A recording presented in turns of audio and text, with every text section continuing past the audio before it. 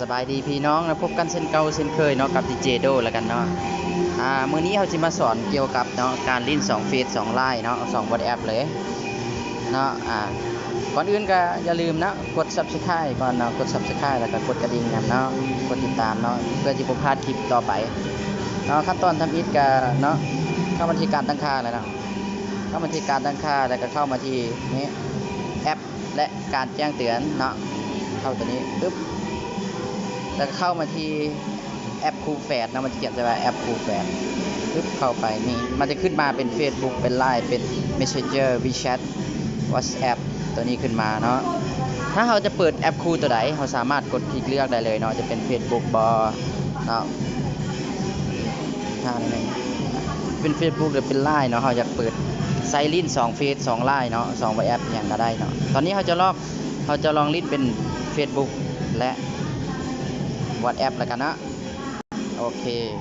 ตอนนี้ก็ถือว่าได้แล้วเนาะได้แล้วเขากลับมาหน้าจอโฮมเนาะปึ๊บนี่มันจะขึ้นมาปึ๊บเลยเนาะแล้วจะเปิด WhatsApp ขึ้นมา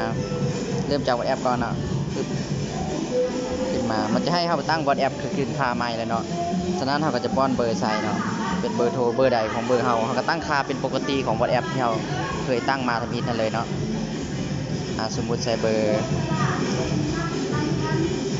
ใดก็ได้เนาะที่ว่ามันสามารถผ่านได้เนาะแต่ต้องเบอร์นี้ต้องเป็นเบอร์ที่ว่าสามารถยืนยันได้ว่า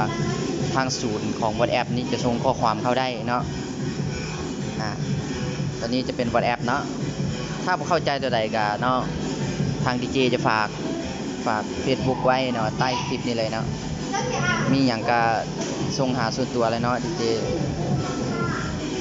ถ้าเป็น Facebook ก็ตามนั้นเลยเนาะเข้ามา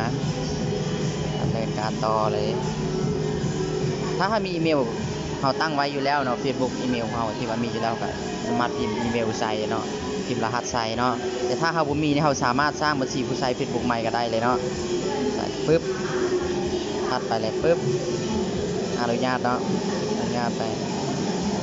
เราสามารถตั้งชื่อได้เนาะเดี๋ยวลองมึงนะ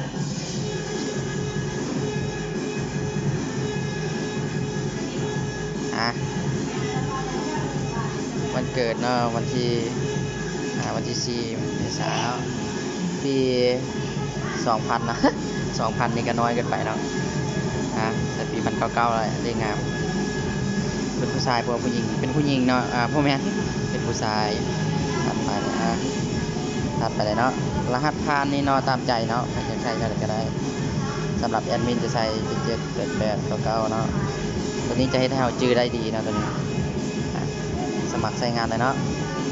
ปึ๊บรอท่าเลยนะครับ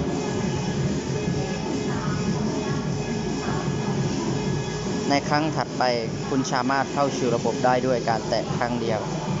บันทึกรหัสผ่านเลยเนาะถัดไป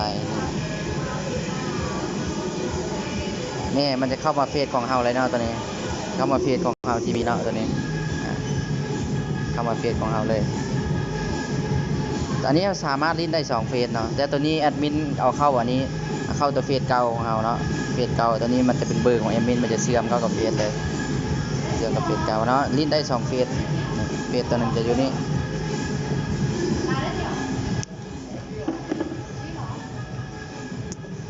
เนาะซ้ำนี้เนาะ